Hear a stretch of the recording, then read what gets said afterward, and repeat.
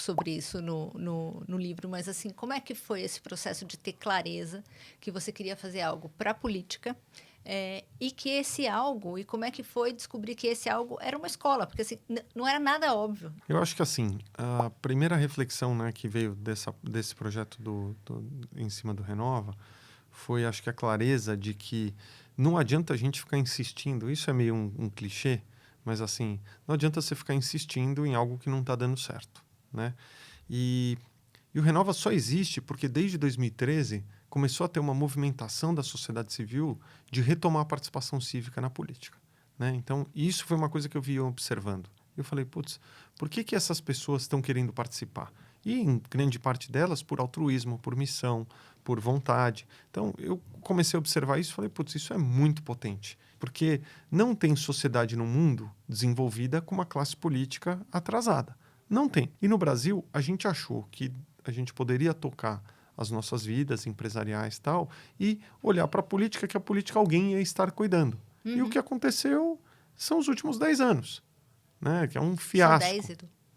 Estou falando assim porque eu acho que foi onde a gente achou, principalmente no fim da década, não é nem mais passada, né? Da retrasada, a gente achou lá em 2008, 2009, a gente achou que o país ia andar, né? E que, putz, a gente Agora vai sozinho.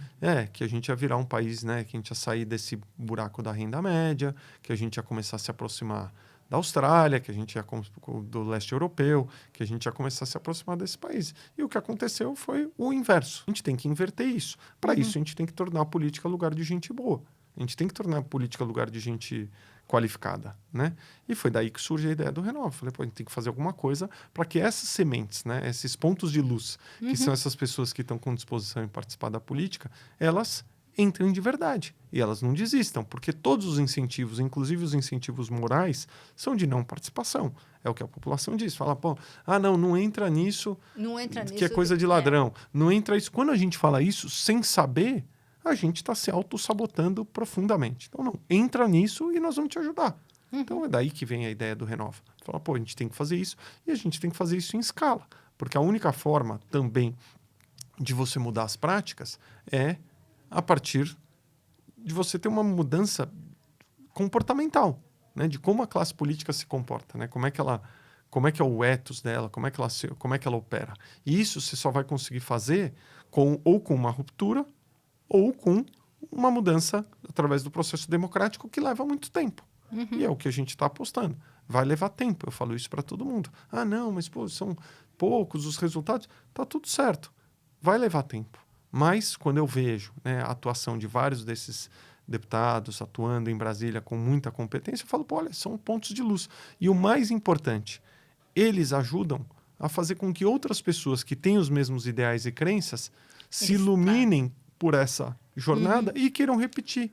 E dessa forma a gente começa a inverter um pouco. Tem um efeito multiplicador, né? Começa a virar PG. Você chama no livro, no começo, eu achei curioso isso, você chama de Escola da Democracia. Por que você chama de Escola da Democracia? Porque o que a gente procura fazer, e sem ter uma...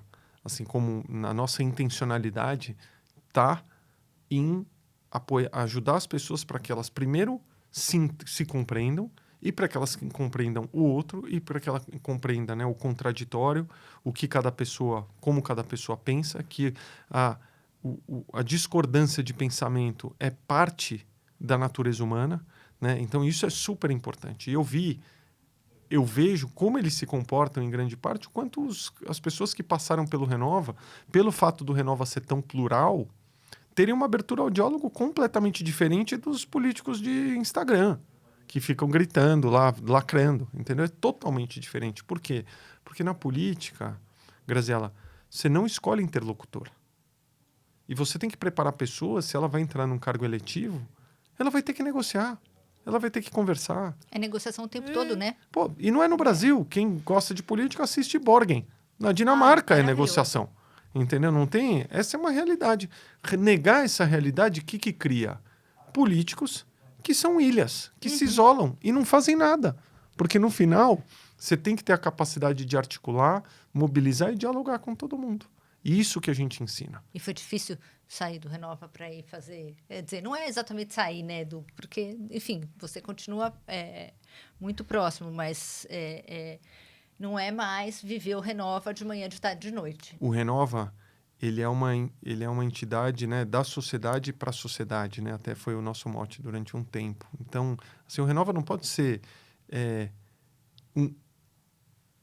imbricado em mim. Ele tem que ser uma organização independente. Tem uma cultura da equipe de rugby da Nova Zelândia, né? Dos All Blacks. Demais, né? E eles falam para você ser um bom ancestral. E você plantar as árvores que você nunca vai ver. E eu acho que isso, como traço cultural, é muito importante. Porque no final a vida é muito efêmera, né?